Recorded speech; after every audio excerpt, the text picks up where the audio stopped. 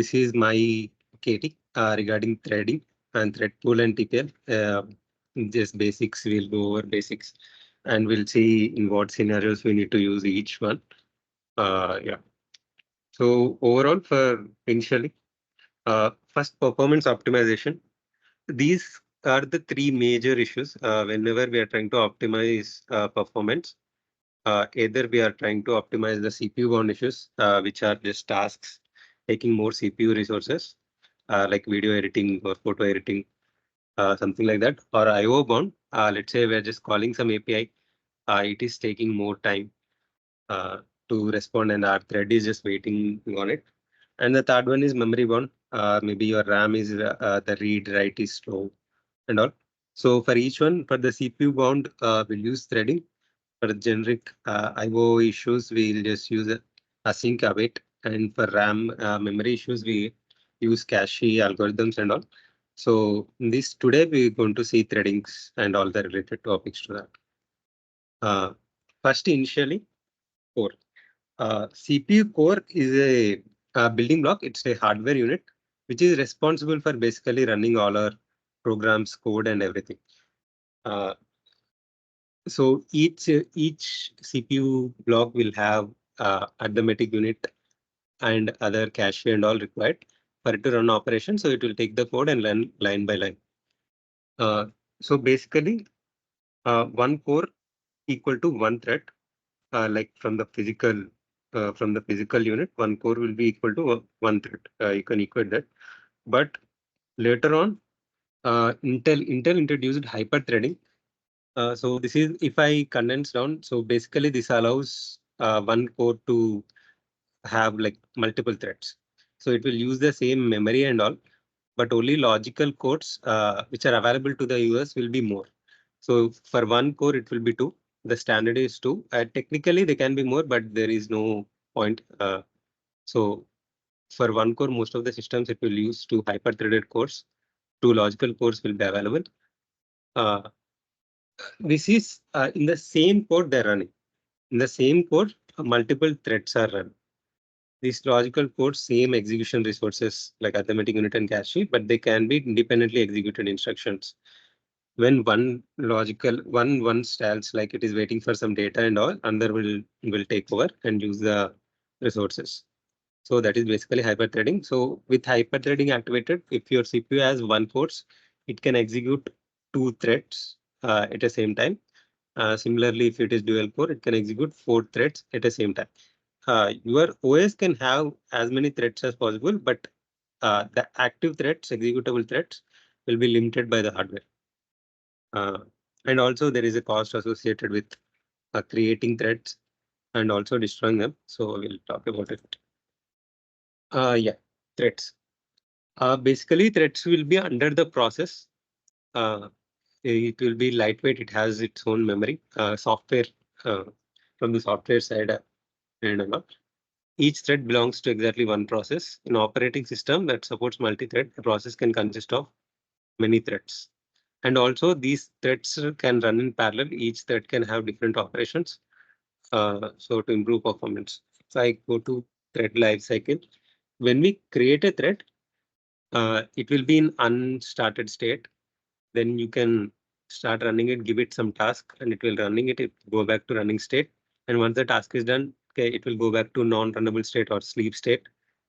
And you can either kill it or then you can give it another task. Then it will again go to runnable state. The only thing is it can't go back to unstarted state. Once it goes to runnable, it should either go to unrunnable, non-runnable, or sleep, or dead.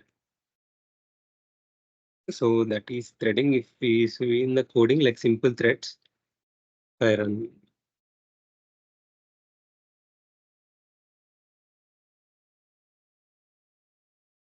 So yeah, here I'm just creating two threads, and I'm just passing two different methods to each. And this join will be like, and it will be like wait until all threading executions are done. It will wait, and this thing is starting. So this is very simple code. There are multiple methods like syntaxes. If there is parameterized, you can uh, suppose these methods are parameterized. These are not now simple methods. If they are parameterized, then you need to create a thread parameterized object, then pass that into thread, then it will take it. You can't directly pass it. Now we'll just run this simply. Now, if you see, this is just running parallelly. First task and second task, both are simultaneously they are executed, getting executed. So they're not blocking each other. So, and I go to system. Currently, my system information has 10 cores and 12 logical processors, and it has certain number of threads available to it. Uh, so everything, if you create threads, everything won't start. Only if the threads are the certain amount cores are available to run those threads. Uh, that number of threads only will be active. Another one will wait until those are done, and then those will be active. For now, I just creating 24 threads and running through the same task. I go through the code to just creating threads for this worker thread. This is just inserting and waiting. Yes, sorry. Just logging it and waiting. That's all. So we'll just run it.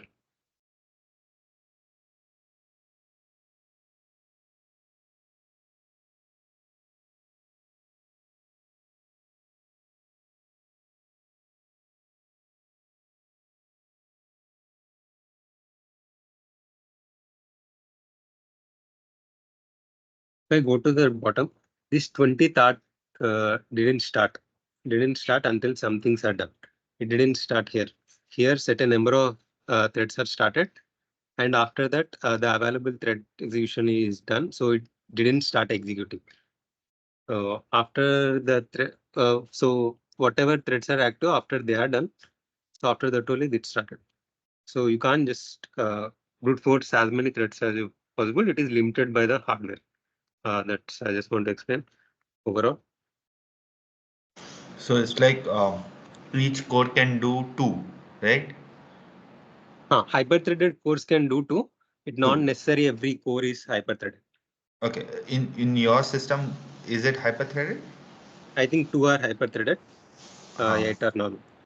okay. 12 So logical cores, 10 yeah, cores. you were trying to show that irrespective of, like, you can't just start everything because the Yeah, hardware can only do two at a time. Yeah. yeah, yes, at a number, not two. Yeah, Yes, whatever sir. the hardware. Whatever it is. Yeah. So things to keep in mind while doing multi-threading and all. First one is deadlock. Uh, let's say you have two threads and both of them are trying to access the same table, and they both can keep waiting. One can access, try to read it, and another one trying to write it, and both can lock each other. And also not just database, some other resources also. Both threads waiting for one another to complete, so they never be complete. There will be stalemate. And also you need to, that is one issue you need to keep in mind. And also another one, just now I explained, you can't just create as many threads as you want because each thread, so first of all won't execute parallelly. It depends on the hardware. And the second thing, the creating thread has a cost, performance cost, creating and uh, destroying the thread. So if you create, let's say it's a simple log operation console dot write line, like until 0 to 500, if you create 500 threads, it will take more time creating threads than actually doing the operation. So those things, this thing you need to keep in mind. Uh, So since this is heavily dependent on the number of cores in the system, this will become very much dependent on the hardware. So if you decide on how many threads you're going to create and all based on one system, if you migrate it to, if you try to run a different system and the CPU architecture changes, it may not run completely optimized to that system. Since and yeah, some other things, there is shared data. This may not run parallelly at all. Let's say I created this share log.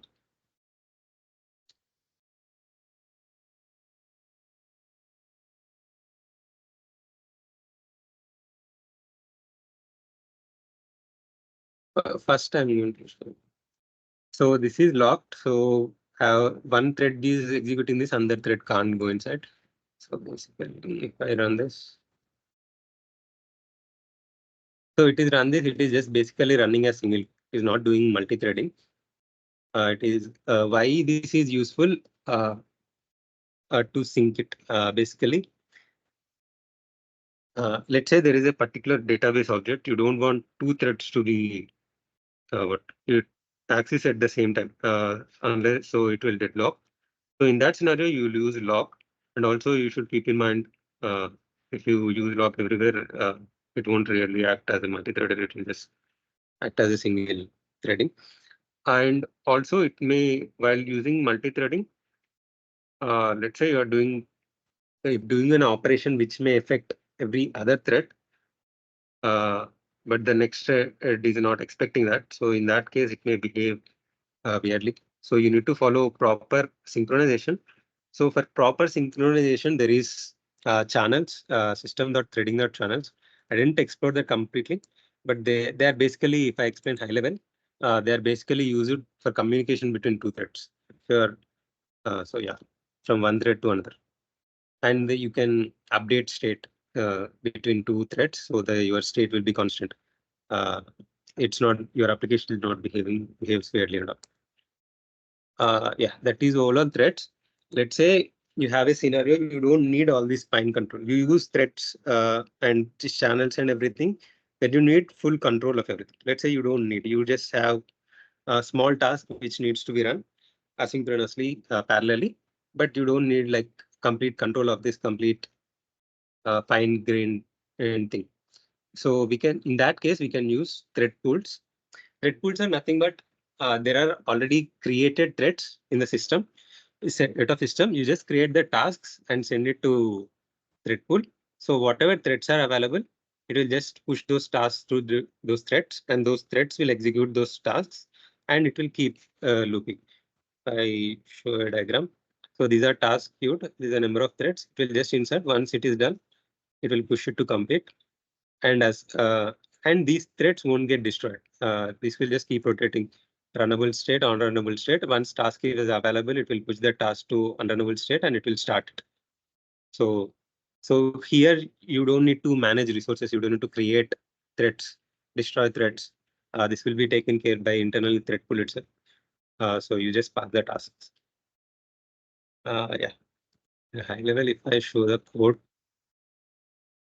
yeah, here nothing. Thread pool, and you're just pushing the item and pushing the same method. This will also run asynchronously and in parallel.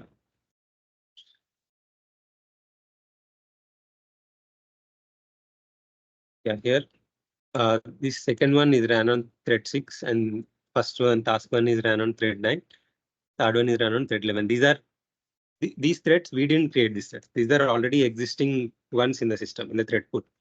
We didn't create this. We don't need to destroy this. So we don't need to worry about resource management or anything while using thread.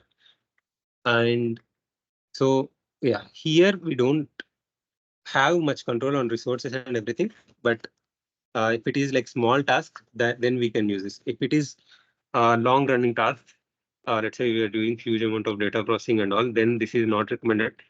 This is just for quick tasks, and also we don't need this extra boilerplate code if you want to do threading. And let's say, so that is threadful. And the next task parallel library. Uh, on even this task parallel library is like wrapper upon threadful, not exactly wrapper, but this will use threadful to create its own concurrency. So here, overall, even high level, first threading, and then using threads, this has its own thread pools, and using thread pool, task parallel library, which just execute your task concurrently. So you don't need to worry about most of the. So you just pass the data, pass the methods you want to execute asynchronously or iteratively. Based on that, it will just execute. You don't need to worry about threading logic or anything. You can just focus on your workload. And I'll show example before I'll just show which one to use what. Yeah. Yeah, threads give more control, and thread pools you'll have short-lived tasks, which you don't need to create or destroy. TPL is more concurrency without worrying about threads or anything. And TPL is best for IO operations, which when you have more. Let's say you want to call 100 APIs. In that case, I think TPL is not. Uh, if it is very CPU bound, I think you can just use threads. That async await uses TPL, right? Sorry? That async and await, it uses No, TPL, I think. no. Async await, what it will do? Async await will won't wait. That thread will continue, and once Mhm. you will get a response, it will go back to. It will store the where the execution stopped. It will go back to that execution state. TPL is not related to. It is like it is useful when you are using when you are calling multiple APIs. I think Multiple that APIs, it will call parallel. the task keyword uses TPL, I think. Task is VPL, yes. Okay.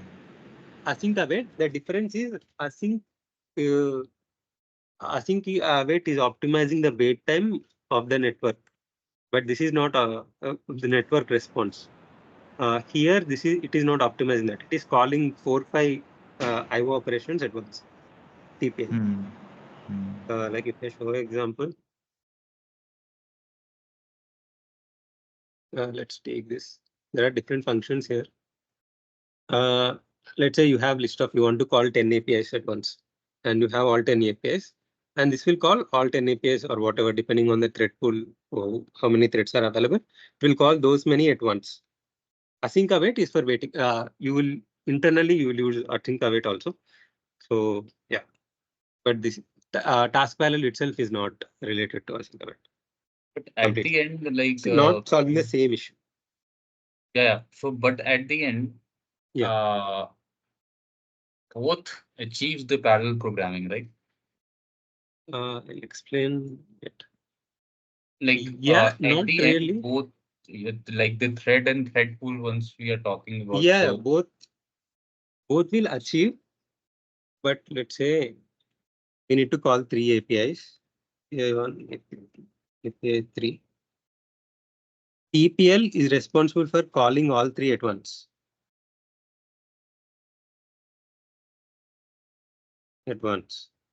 This async await is responsible for after calling, thread won't wait for response. It will do some other task, and then once you get the response, then it will go back to that execution point. hmm. Okay? Both are parallelly, but uh, this is not responsible for calling all three at once. Okay, but you can have multiple await. Like in a, there is a method, and you can await on multiple tasks, right? Yeah, you can So await on in multiple that, tasks. so that's what, like, I Let's say mean, you're this. calling the same API. You're calling the Hmm, same API thrice hmm, with different parameters. Even in this case, hmm, this is not responsible for calling 3 times, right? hmm, Parallelly. This is the one responsible for calling 3 times. 3 times parallelly it will call at hmm. once. And this is only responsible for saving the execution point on high level, how async await works. I'm saying, let's say it is calling at line number, calling the API at line number 11. It will store that point execution point. That will thread will keep on doing other things. Once you will get the response, it will go back to that point. Got it. And like, what do you mean when you're saying TPL calling all three at once? Uh, Like it can, like the three APIs, right? You mean to say like at once. yeah. So, but is it necessary? Like it can do, like TPL can call like one by one also, right? Or no? It can call one by one also, and depending on threads available, that is handled internally. We don't need to Like handle it. TPL has some inbuilt libraries, is what you are trying to say. Like, for example, just now you showed parallel for each, right? This you were trying to, then task, something like that you were trying to say, or what? See, it will try to run all parallelly once, but Ah, depending on the thread pool, threads available or not, it may or may not run. hmm, It will try to run everything parallelly. Let's say ideal scenario, it should call all three at once. all three of them. Cool. Yeah. Take. Hmm, Yeah. cool. So, like, what do you suggest? Like, do we like what my understanding is like thread, like generally what you have shown, like what we are creating a thread, then their tools, then assigning some task to that thread. That is a conventional way, is what I understood. Like people nowadays have moved to TPL, right? Yeah, And TPL along with async and await is what I was just yeah, like seeing in the code is what people are mostly using. yeah. Let's say it is, let's say we are scraping an API Mm, calls. In that mm, case, I think TPL and these things are fine. mm, Because there is not very CPU bound. We're just calling the API as mm, many APIs as parallelly as once, mm, and then we're just waiting for the response. In that mm, case, TPL and async await are fine. mm, Let's say something like game development or video editing. In those scenarios, when where we need more control, more optimized, because that's all matters, right? In that case, we can use threads and all. I think in most scenarios, TPL is